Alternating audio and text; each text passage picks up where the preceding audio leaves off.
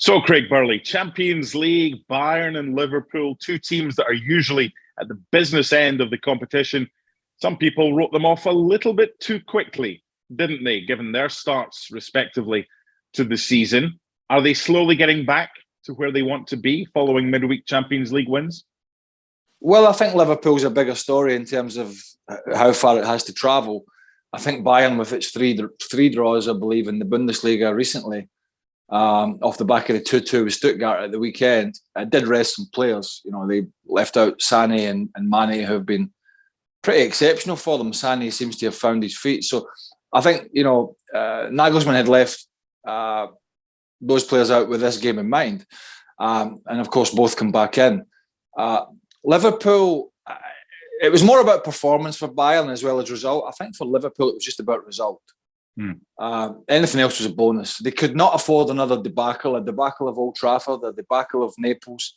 All very well smashing Bournemouth 9-0 when Scott Parker's out there waving the white flag. But really and truly, they'd been a shambles, particularly defensively. And what was interesting was, and yet it was a close game. I mean, it wasn't close in terms of Liverpool dominated without steamrolling them, but they created a lot of chances. Did look vulnerable at the back, and obviously Daley Blind had a header second half that shaved the post.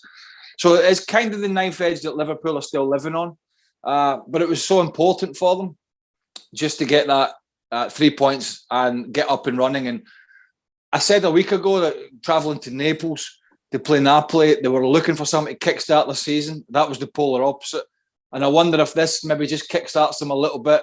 Big win in the Champions League, much needed win. It was very interesting actually to hear Virgil van Dijk after the game, who has, I think, been culpable for some of the poor defensive errors. He's not been the main one. Trent Alexander-Arnold and Joe Gomez in particular last week felt the brunt of it. But this Superman centre-half, can do no wrong sort of cape has sort of fallen a little bit this season. He hasn't been faultless. And what I thought was interesting, Mark, after the game, and he wasn't even asked by Des Kelly at BT about any criticism, but he brought it up. And he said, contradicting himself somewhat as players do, and I suppose ex-players like me sometimes probably do. But he contradicted himself. He said, well, we don't sort of bother with the outside, forces and what happens, and we concentrate on what we're doing in-house. And then he said, but, some of these ex-players really should know better because they've been there and they know how difficult it is. And I thought, you know what? He's smarting from this criticism. He is a guy that, rightly so, has had so many plaudits and platitudes for his performances that at the first sign that back four was a sinking ship and they were all over the parish, he himself came in for quite a bit and did not miss some of the bullets that were fired. And he brought it up in his interview, and that tells me that he was smarting and, thinking about that criticism that came his way. And that was an interesting interview from my perspective because it's part of the game. And if you want to take all those plaudits, you got to understand you're at Liverpool and people are going to criticise you and going to look at you. So that was just a little interesting insight, I think, into the mentality there that, Klopp's trying to foster this mentality again. It's in the Liverpool. And come on, let's get back to what we were and let's just be dynamic and all that. But there's a little bit of these players reading what's getting said about them outside, and it's affecting them.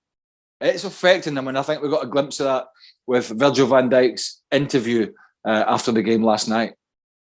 Given how both sides have started the season, Liverpool and Bayern, who has been missed more? Sadio Mane by Liverpool, now at Bayern, or Robert Lewandowski by Bayern, now at Barcelona? Good grief. Do you know, I shouldn't ask that question. You never ask that question when Stevie Nichol's around. He's fed up with this Mane Liverpool question. No, it's not. Look, Diaz has replaced him. It's not important. Stop asking me. But look, I don't know. I mean, I think the one thing is, all right, here's the answer. I think I haven't got an answer. I'm struggling. I think. Well, I mean, it's like, how can I rubbish the fact that maybe Sané's missed more than Lewandowski when he's scoring the amount of goals that he's scored. But maybe from Liverpool's perspective, the way they played last year, because, without a main striker when Firmino was injured and then out of form, is Mane kind of started that press off. Diaz, Mane, Salah. And that was the kind of forefront, was the middle position of his movement, and he started the press. I think Bayern will cope, and I think Mane would be the answer, and that sounds strange because Lewandowski is a goal machine. But I think Bayern will cope in the Bundesliga eventually without a striker, a main striker.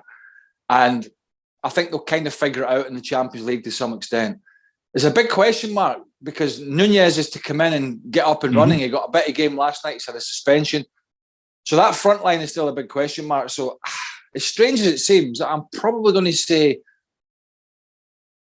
Liverpool are going to miss Mane more because I think Nagelsmann and Bayern Munich will probably cope-ish. It's a 50-50 call, to be honest. Yeah, it's subjective. I don't think there's a wrong answer. I just want to wrap this up.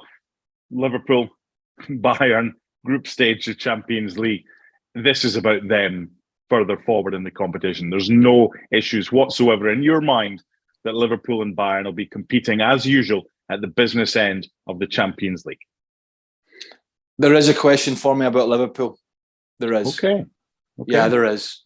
I mean, it was a win, but there's a lot of cracks there. And plus the group, Napoli in there, Ajax in there, Rangers coming head to head. Yeah. I mean, after Rangers result, but I think Napoli would worry me. I could, if Napoli play like that again and Liverpool haven't sorted it out, I could see Napoli winning at Anfield. I don't think it's a given that Liverpool in its current form goes to Amsterdam and wins. I don't. But they may have a big turnaround by then. I don't know. I just don't think Liverpool are a given at the moment. Even last night, it's Stevie, our Liverpool correspondent, said it's a tough watch. He's never comfortable. He's just not comfortable at the moment. They're not. Even though they played well, they're vulnerable. There's a vulnerability about this Liverpool side at the moment. And in the Champions League, vulnerability gets exposed. And I don't think they're out of the woods yet. So yeah, I wouldn't be sitting. But Bayern Munich, I think, well, even though that's a tough group, with Inter, that is a tough group. But they've already been to Italy and won. That's one of the hard parts. But Liverpool, yeah, I mean, would not be a huge surprise if they faltered again, put it that way. Thanks so much for watching ESPN on YouTube. And for more sports highlights and analysis, be sure to download the ESPN app. And for premium content and live streaming, subscribe to ESPN Plus.